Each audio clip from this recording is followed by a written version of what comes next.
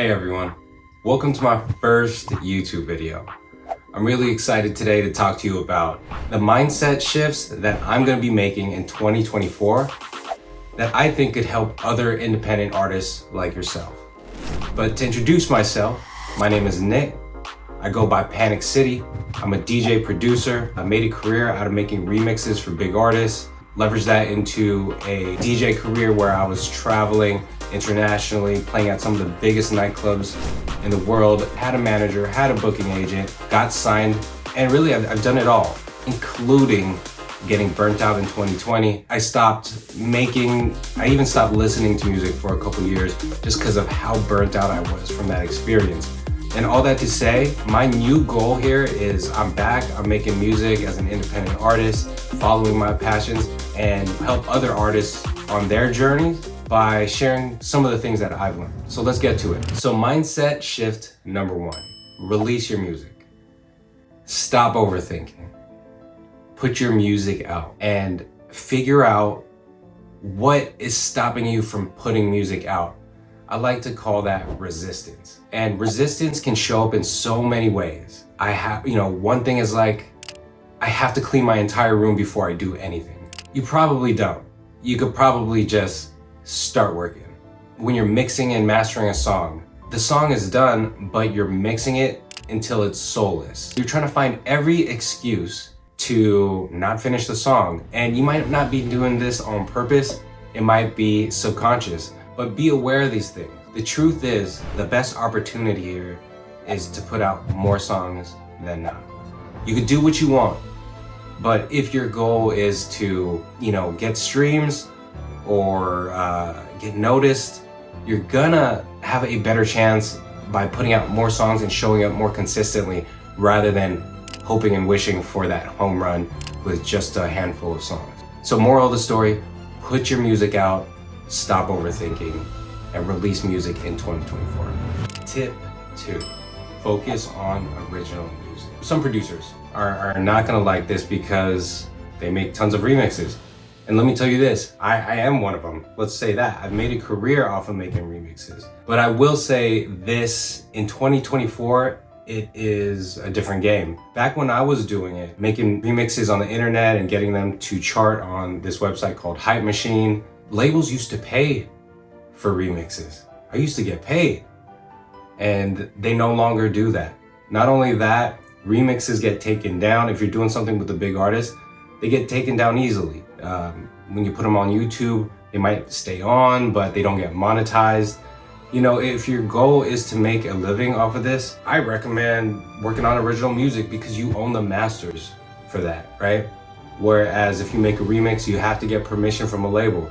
Now, there are, of course, situations where making a remix makes sense.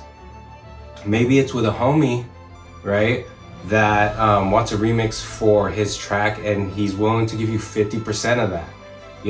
I think that makes sense. And it also makes sense if you're an up-and-coming DJ and you need some recognition. An easy way to get that is by making a remix of a popular song, something that is already popular. The remix is good enough, you can get attention and get your name out there. That makes sense. But what I don't think makes sense is leaning on that forever. I think long-term, this is the mindset you want to have. You want to focus on your music with the masters that you own, that you can make money off of, that you can pitch to, sync libraries and so forth. So tip 2, focus on original music and build your catalog. Tip 3, don't take negative feedback personal. Something you need as an independent artist. You need thick skin. When it comes to negative feedback, you're gonna get a ton of it, right? Not everyone will want your music. Not everyone will want to listen to it. You'll pitch your music to labels. You'll get a ton of no's. You'll get a ton of non-answers. But don't let that stop you. Or most of the things that I've gotten yeses to, I've gotten at least like 30 no's. To have a healthy mindset as an independent artist is to make the music for yourself and know that when the song is done, your job is done. It's not to try to get people to like it. It's for you to put it out there. So Don't take negative feedback personal. Just work on you, work on your art, and just keep putting stuff out. It's a journey. You have to learn how to enjoy it. Which takes me to my fourth tip, enjoying the process. And I know that sounds very cliche, but here's where I think the nuance is in enjoying the process. You want to make music for yourself. And don't forget that. I think we as artists start this journey making music for ourselves.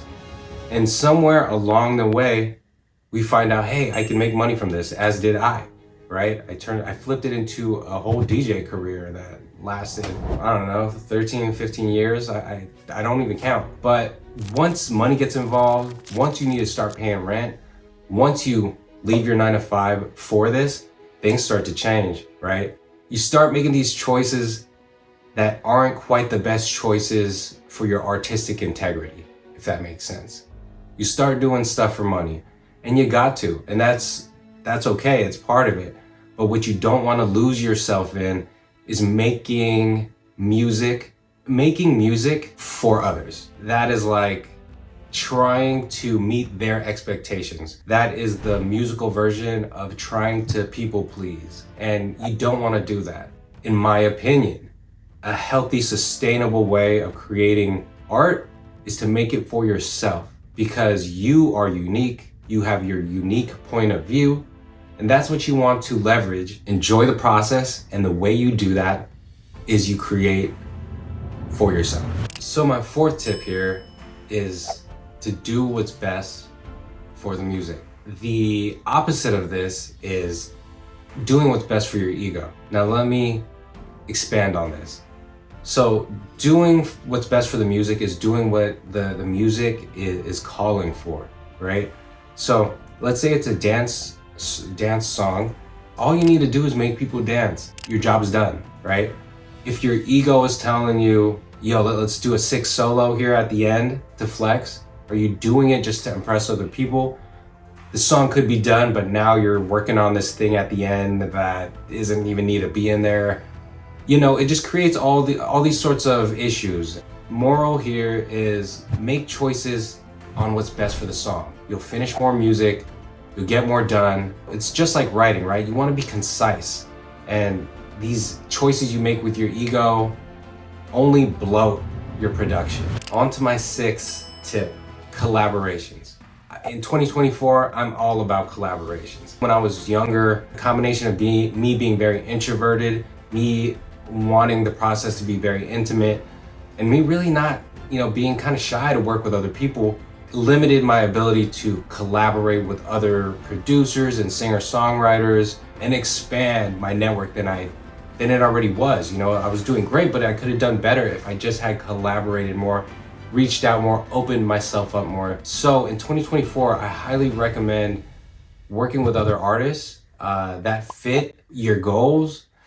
For me, it's actually working with singers and songwriters, because I found out that's my strength. You just know where that gap is, right? And whatever your gap is, maybe it's cranking out more house music tracks. Then look for other DJs that are, doing their thing that you can collaborate with. 2024, open up yourself to more opportunities, and you can do that through collaborating. All right, and my last tip for improving your independent artist mindset for 2024 is building community. And I know that's the buzzword right now, but it's true. And I'll just give you an example of how I've started to build community on Threads, right? Instagram's new social media platform. Before Threads, I was pretty much dormant on social media, because I told you I quit from 2020. I had just got started again. And Threads gave me the opportunity to kind of start fresh, be vulnerable, be real, tell my story. And because of that, it has resonated with people. And I have opened myself up to saying, hey, I would love to work with singers and songwriters. And since then, within a few months, I've worked with like 3 or 4 amazing singer-songwriters that I would have never worked with if I didn't open myself up and engage with others. So doing all that with the goal in mind of building a community will help build a foundation of supporters, of people to collaborate with, of people to reach out to when you need something. And just make sure that it's a two-way street. Always asking and not giving back does not build community. That's the opposite. The opposite of building community is just shooting out your Spotify links or your, hey, I'm DJing here, without giving out any sort of value back. So just make sure you are engaging with other people, you are giving back, you're putting the time and effort back, or else it's just not gonna work out for you.